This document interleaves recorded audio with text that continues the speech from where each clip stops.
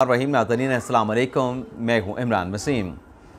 नाज़रीन, प्रोग्राम में जो सबसे पहले हम बात करेंगे, आज जो इस बात का इम्कान जारी किया जा रहा था कि लाहौर ज़मान पार्क इमरान खान की रहाइशगाह पर जो लाहौर पुलिस है उसकी जानिब से ऑपरेशन किया जाएगा और जिन 30 से 40 दहशत गर्दों की मौजूदगी का वहाँ पे इल्ज़ाम लगाया गया था उन्हें वहाँ से रिकवर किया जाएगा।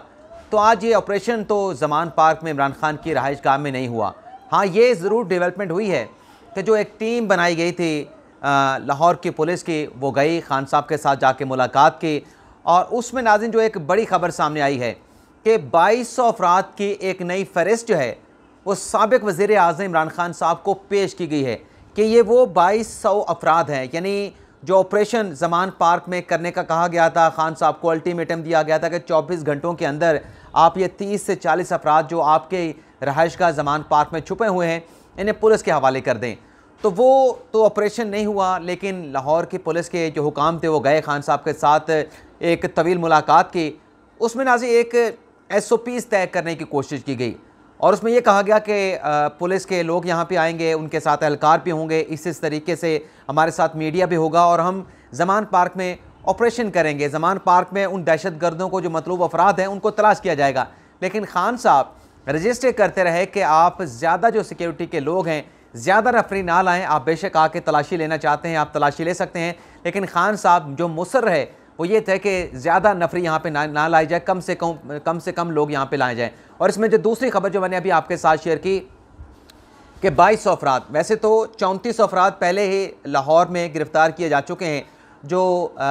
कोर कमांडर लाहौर के घर पे हमला हुआ, वहाँ पे जो जलाओ गिराव किया गया, लेकिन 2200 अफराद की एक नई फहरिस्त जो है वो साबिक़ वज़ीर आज़म इमरान खान के हवाले कर दी गई है कि ये आपकी पार्टी के लोग हैं, आपके लोग हैं जो कोर कमांडर लाहौर के घर पे हमले में मुलव्वस हैं, जलाओ गिराव में मुलव्वस हैं, साजिश में मुलव्वस हैं, सहूलतकारी में मुलव्वस हैं, मनसूबा साजी में मुलव्वस हैं। तो ये अफराद जो हमें हमारे हवाले किए जाएँ। और फिर साथ में नाज़रीन ये भी कह दिया गया है कि मुराद सईद का भी नाम उसमें शामिल है। उसमें इमरान खान साहब के जो भांजे हैं एहसान नियाज़ी, उनका नाम भी शामिल है। इमरान खान के जो एक और भांजे हैं ज़ुबैर नियाज़ी, उनका नाम भी शामिल है। तो मामला जो है वो लग रहा है कि खान साहब के लिए हर गुज़रते दिन के साथ जो है वो संगीन होते चले जा रहे हैं। अब देखते हैं कि ये जो ज़मान पार्क इमरान खान और लाहौर की इंतज़ामिया और पुलिस के माबैन जो बातचीत चल रही है ऑपरेशन के हवाले से, वैसे कुछ अच्छी डेवलपमेंट्स भी हुई हैं, लेकिन ये मामला अब कहाँ पे जाके बैठेगा ये तो आइंदा आने वाले चंद घंटों या चंद दिनों में पता चल पाएगा। लेकिन नाज़रीन जो दीगर अहम खबरें हमारे वीलॉग की, जिसमें मैंने अपने थंबनेल पे लिखा कि साबिक़ जो अहलिया हैं इमरान खान साहब की, जमाइमा खान, उन्होंने इमरान खान साहब को क्या ऑफ़र की है। तो नाज़रीन पिछले चंद दिनों से कुछ ऐसी क्या सराहियाँ कह लें, स्पेकुलेशन कह लें, रूमर्स कह लें, वो शहर इक़्तिदार में सुनने को मिल रही हैं, लेकिन उसकी कहीं से कन्फर्मेशन नहीं हो पा रही। ख़ास तौर पे जैसे मैंने आज अपने व्लॉग में एक एनालिसिस आप नाज़रीन के सामने रखा कि ये जो बातें हो रही हैं कि खान साहब के जो केसेस हैं उनके अपने हों, जो कोर कमांडर के घर पे हमला हुआ उसमें खान साहब का भी कोर्ट मार्शल किया जाएगा, फ़ौजी अदालत में कोर्ट मार्शल होगा। और दूसरा मैंने आपके साथ ये भी शेयर की खबर कि सोशल मीडिया पे खबरें चल रही हैं कि खान साहब को बैरून मुल्क जाने का ऑप्शन भी दे दिया गया था। तो मैंने अपने ज़राए से उन चीज़ों को कन्फर्म किया। तो मिलिट्री कोर्ट वाली बात तो ठीक है, वो तो अगर खान साहब के खिलाफ शवाहिद आए, पहले तो साबित करना पड़ेगा, शवाहिद इकट्ठे करने पड़ेंगे, तो खान साहब का कोर्ट मार्शल हो सकता है। क्योंकि जब ये सब कुछ इंसिडेंट वाक़यात हुए तो खान साहब जो हैं वो तो गिरफ़्तार थे, वो तो जेल में थे। अब डॉट्स कनेक्ट करनी है, अब कड़ियाँ मिलानी है कि खान साहब ये सारा प्लान बना के गए थे। गो के ज़रा ये दावा करते हैं कि उनके पास तमाम शवाहिद मौजूद हैं, पेपर के ऊपर एक मनसूबा बनाया गया था, उसमें इमरान खान भी शामिल थे, मुराद सईद भी शामिल थे, PTI के दीगर अहम रहनुमा भी शामिल थे। लेकिन अगर फिर भी साबिक़ वज़ीर-ए-आज़म के ख़िलाफ़ अगर कोर्ट मार्शल होना है तो आपके पास इब्तदाई शवाहिद होना ज़रूरी है। लेकिन कतई नज़र इस सारे मामले के जो दूसरी ऑफ़र थी कि खान साहब को बाहर जाने का कहा गया, तो मैंने अपने ज़राए से कन्फर्म किया तो हमें यह बताया गया था कि वहाँ से कोई कंट्रोल टावर से खान साहब को कोई बैरून मुल्क जाने की पेशकश नहीं की गई और ना ही कोई और ऑप्शन दिया गया है। क्योंकि कंट्रोल टावर तो यह तय कर चुका है कि जो इमलाक को, मिलिट्री इमलाक को नुकसान पहुँचा है, वहाँ पर जलाओ गिराव किया गया है, तमाम जिम्मेदारान के ख़िलाफ़ किसी किस्म की रियायत, किसी किस्म की नरमी, किसी किस्म की कंसेशन उन्हें नहीं दी जाएगी और अक्रॉस द बोर्ड सबके खिलाफ कार्रवाई होगी। आज आप देखें कि हमारे जो साबिक़ सदर थे परवेज़ मुशर्रफ साहब, उनके दौर में एक उनके वज़ीर ख़जाना हुआ करते सलमान शाह। अब सलमान शाह वज़ीर ख़जाना परवेज़ मुशर्रफ के दौर में भी थे, इमरान खान साहब के दौर में वो उनके मुशीर ख़जाना हुआ करते थे और ये जो सलमान शाह साहब हैं, ये नाज़रीन साबिक़ army chief general Asif Nawaz Janjua के दामाद हैं, उन्हें गिरफ़्तार कर लिया है। यानी इतनी बड़ी गिरफ़्तारी की गई है कि कुछ आप तसव्वुर पाकिस्तान में करना ये नामुमकिन है कि आर्मी चीफ का, साबिक़ आर्मी चीफ का, चाहे वो हमारे पाकिस्तान में कहा जाता है कि जनरल जनरल ही होता है, चाहे वो रिटायर्ड हो चाहे वो सर्विंग हो, और अगर वो आर्मी चीफ हो तो वो भी उनके बारे में ये कहा जाता है कि आर्मी चीफ ही होता है, चाहे वो सर्विंग हो चाहे वो रिटायर हो, उनकी रूट्स चाहे वो इदारे में रह जाती हैं, उनकी दीद लिहाज की जाती है। तो आज अगर जनरल आसिफ नवाज जंजुआ के दामाद सलमान शाह को गिरफ्तार कर लिया गया तो एक बहुत बड़ी डेवलपमेंट इसलिए कहा जा सकता है कि इससे ये मैसेज दिया गया कंट्रोल टावर की तरफ से, एस्टेब्लिशमेंट की तरफ से, कि जिन जिन लोगों ने 9 मई का जो वाक़या है, इससे जैसे पाकिस्तान का 9/11 जो है वो तस्वर किया जा रहा है, 9/11 का नाम दिया जा रहा है कि 9 मई को जिस तरीके से मिलिट्री इमलाक को नुकसान पहुँचाया गया, पूरी दुनिया में ये मैसेज गया कि एक जो न्यूक्लियर मुल्क है वो अगर अपने हेडक्वार्टर को प्रोटेक्ट नहीं कर सकता, अपने कोर कमांडर के घर को प्रोटेक्ट नहीं कर सकता, तो फिर ये जो एटमी प्रोग्राम इनके पास है, जो एटम बम है, वो उसको कैसे प्रोटेक्ट करेंगे। तो फ़ौज ने सलमान शाह को गिरफ़्तार किया है, उनकी उनके अपना बेटे हैं, जो नवासे हैं उनके साबिक़ आर्मी चीफ के, उनको गिरफ़्तार किया है, लेकिन जो नवासी हैं वो फ़रार होने में कामयाब हो गई हैं। लेकिन इस हवाले से कि ये गिरफ़्तारी ठीक की गई है, गलत की गई है, तो एक वीडियो सामने आई है, वीडियो भी नाज़रीन आपको दिखा देते हैं।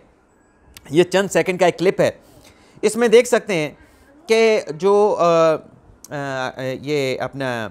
जो नवासी हैं साबिक़ आर्मी चीफ आसिफ नवाज जंजुआ की, वो आपको ये जो पुरतशद्दुद वाक़यात हुए इसमें आपको नज़र आएंगे। ये हम आपको दिखाते हैं नाज़रीन, वीडियो निकाल के, चंद सेकंड की है टोटल, यानी ऐसे कोई गिरफ्तारी नहीं की गई, सिर्फ 7 सेकंड की है। ये जनरल आसिफ नवाज की नवासी है और सलमान शाह की बेटी है, यानी सलमान शाह जो कि साबिक़ आर्मी चीफ के दामाद हैं, उन्हें गिरफ़्तार कर लिया गया है और उनके साथ सलमान शाह के बेटे को गिरफ़्तार किया गया है, लेकिन जो बेटी हैं वो गिरफ़्तार नहीं हो सके। लेकिन ये गिरफ़्तारी करके ये मैसेज दिया है कंट्रोल टावर ने कि अक्रॉस द बोर्ड सबके खिलाफ कार्रवाई हो गई। अगर हिस्सास इमलाक को नुकसान पहुँचा है, हिस्सास इमलाक पे हमला किया गया है, एजॉल्ट किया गया है, तो उसमें अगर फ़ौज के अंदर से भी लोग शामिल हैं, क्योंकि ये बातें हो रही हैं, ये जो हमारे कोर कमांडर हैं उन्हें ओहदे से हटाना कहना मुनासिब है या नहीं, लेकिन कोर कमांडर जो फयाज़ उस्मान है, ये नाम मुझे भूल गया,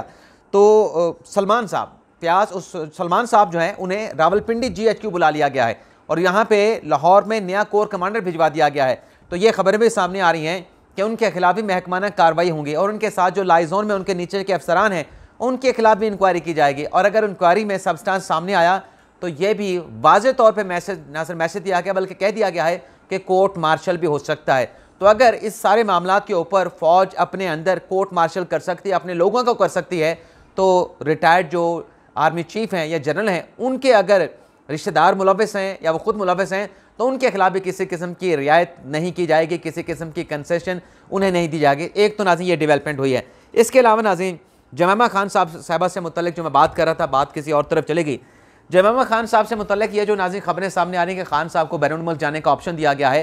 तो मैंने तो आपको सुबह ये बता दिया था कि फ़ौज की तरफ से ऐसा ऑप्शन नहीं दिया गया और मैं अपने एनालिसिस की बुनियाद पे आपको कह रहा था, अपनी समझ बूझ की बुनियाद पे, अपने साबिती तजर्बे की बुनियाद पे कि खान साहब अगर पाकिस्तान में हैं तो पाकिस्तान में तो खान साहब के साथ आप डील कर सकते हैं, बातचीत कर सकते हैं, चाहते हुए ना चाहते हुए खान साहब भी किसी न किसी बात पे आप उनके साथ नेगोशिएशन करके उन्हें राज़ी कर सकते हैं। वो एक अलग बात है कि खान साहब कोई बात अगर तय कर लेते हैं, किसी बात के ऊपर राज़ी हो जाते हैं, चंद दिनों के बाद खान साहब उससे मुनरफ भी हो जाते हैं, यू टर्न भी ले लेते हैं। लेकिन अगर खान साहब बाहर चले गए, वैसे तो खान साहब बाहर जाने के लिए तैयार नहीं है, तो खान साहब बाहर जाके इंटरनेशनल मीडिया को पाकिस्तान से मुतल्लिक कैसे इस्तेमाल कर सकते हैं। वैसे तो कुछ हमारे जो सोर्स हैं वो एक्सप्लॉइट का लफ्ज़ इस्तेमाल करते हैं, लेकिन हम इस्तेमाल की बात करें। अभी भी देखें ना, खान साहब के ज़्यादातर जो इंटरव्यू हैं रिहाई मिलने के बाद, गिरफ्तारी के बाद जो उनकी रिहाई हुई, खान साहब इंटरनेशनल मीडिया को इंटरव्यूज़ दे रहे हैं। और जो खान साहब ने इंटरव्यू दिया था ना कि मेरी जो गिरफ्तारी हुई है वो आसिम मुनीर शाह साहब ने मुझे गिरफ्तार करवाया है, और खान साहब ने कहा था कि उन्हें यह खदशा था कि मैं दोबारा वज़ीर-ए-आज़म बन जाऊँगा तो फिर उन्हें डिनोटिफाई कर दूँगा। ये भी खान साहब की अपनी खाम ख्याली थी। और 9 मई का जो एक दिन था वो खान साहब के लिए सब कुछ लपेट के ले गया, खान साहब का सब कुछ उड़ा के ले गया। अब 9 मई के बाद नाज़रीन सूरत-ए-हाल पाकिस्तान तहरीक इंसाफ की कुछ इस तरह से है कि जो टिकट लेने की लाइनें ज़मान पार्क में नज़र आती थीं, आज वो ज़मान पार्क जो है आपको पीटीआई के कारकुनान से खाली दिखाई देता है। वहाँ पे आपको सुनसान एक, यानी कोई आपको बंदा वहाँ चरिंद परिंद भी नज़र नहीं आएगा। यानी खान साहब के साथ जो लोग खड़े थे, जिनके ऊपर खान साहब फ़ख्र करके या खान साहब डिपेंड करके कहते थे कि मेरी तो पॉपुलैरिटी ये बला बला बला, अब खान साहब को चीज़ें समझ आना शुरू हो गई। लेकिन जो ऑफ़र थी वो ऑफ़र फ़ौज से नहीं थी। हमें ज़रा ने बताया कि वो ऑफ़र बाहर से आई थी, वो बरतानिया से थी। जो खान साहब के हक़ में आजकल स्टेटमेंट आ रहे हैं बैरून ममालिक से, उन ममालिक की तरफ से आई थी। और उस पेशकश में कहीं ना कहीं डायरेक्टली इनडायरेक्टली इमरान खान साहब की जो साबिक़ अहली हैं जमामा खान, उनका भी नाम लिया जा रहा है। और ये पेशकश जो है बताया जा रहा है ज़राए की तरफ से कि मलिक रियाज के थ्रू और अकील करीम डेडी के थ्रू ये पेशकश जो है वो खान साहब तक पहुँचाई गई है। लेकिन खान साहब एग्री नहीं हुए। लेकिन फ़ौज की तरफ से इमरान खान साहब को इस किस्म का कोई ऑप्शन जो है वो नहीं दिया गया। अब नाज़रीन, बाकी हमारी अगर कोई ख़बर रहती है वो भी देख लें। वीडियो हमने आपको दिखा दी, 2 गिरफ्तारियों को आपको बता दिया, खान साहब को जो पेशकश हुई साबिक़ अहले से वो भी आपको बता दिया। अब नाज़रीन कुछ और ख़बरें भी आपके साथ रूटीन की भी शेयर कर लें। जो नाज़रीन वहाँ पे इंसिडेंट हुए ज़मान पार्क के हवाले से और लाहौर GHQ में, लाहौर कोर कमांडर के घर में, अस्करी टावर में और बाकी जो एहतजाज हुआ, उन तमाम मामलात की नाज़रीन तहकीकात करने के लिए 10 मुख्तलिफ़ कमेटियाँ जो है, तहकीकाती टीमें जो हैं वो पंजाब हुकूमत ने तश्कील दे दी। और ज़्यादातर जो उन कमेटियों की सरबराही है वो पुलिस के एक नामवर ऑफिसर हैं कामरान आदल साहब, उन्हें उनकी सरबराही जो है वो सौंपी गई है। इसके अलावा नाज़रीन जो एक और बड़ी अहम डेवलपमेंट हुई है, उसमें नाज़रीन PTI के जो इस्तीफ़े एक्सेप्ट किए गए थे। वैसे तो PTI वाले जब इस्तीफ़े दे के कौमी असम्बली से बाहर आए थे तो एक ही उनका गर्दान थी, हमारे इस्तीफ़े एक्सेप्ट किया जाएँ, हमने इम्पोर्टेड हुकूमत के साथ नहीं बैठना, इम्पोर्टेड असम्बली में नहीं जाना। अब पाकिस्तान तहरीक इंसाफ असम्बली में वापस आना चाहती है। पहले हाई कोर्ट गए, सुप्रीम कोर्ट गए, हमारे इस्तीफ़े एक्सेप्ट किए जाएँ, फिर मुख्तलिफ हाई कोर्ट्स में चले गए कि हमारे जो इस्तीफ़े एक्सेप्ट कर लिए गए हैं, हमें डी नोटिफाई कर दिया गया है, वो इस्तीफ़े वापस करवाए जाएँ। तो लाहौर हाई कोर्ट ने आज PTI के 72 अरकान के जो इस्तीफ़े एक्सेप्ट किए थे स्पीकर कौमी असम्बली राजा परवेज़ अशरफ ने, उनसे मुतल्लिक जो ऑर्डर था स्पीकर कौमी असम्बली राजा परवेज़ अशरफ का और उसके ऊपर जो इलेक्शन कमीशन का नोटिफिकेशन था, उसको कलअदम करार दे दिया है। और हुक्म लाहौर हाई कोर्ट ने यह दिया है कि दोबारा से PTI के उन 72 अरकान को एक एक करके बुलाया जाए, उनसे पूछा जाए, इस्तीफ़ों से मुतल्लिक तस्दीक की जाए, फिर स्पीकर साहब जो हैं फ़ैसला करें। अब देखते हैं कि स्पीकर परवेज़ अशरफ साहब जो हैं वो अरकान को बुलाते हैं, इस्तीफ़ों की तस्दीक करते हैं, या फिर लाहौर हाई कोर्ट का जो फ़ैसला है जिस पर आज वर्डिक्ट लाहौर हाई कोर्ट ने तहरीरी तौर पर भी जारी कर दिया है, या उस फैसले को सुप्रीम कोर्ट ऑफ पाकिस्तान में चैलेंज किया जाता है। इसके अलावा नाज़रीन ख्वाजा सिराओं से मुतल्लिक आज शरई अदालत ने बड़ा अहम फैसला सुनाया है। एक कानून पास किया था पार्लियामेंट में जिसमें यह कहा गया था कि जो ख्वाजा सिरा हैं, जो अपने मुखन्नस हैं, वो नादरा के ऑफिस में जाके बताएंगे कि वो मर्द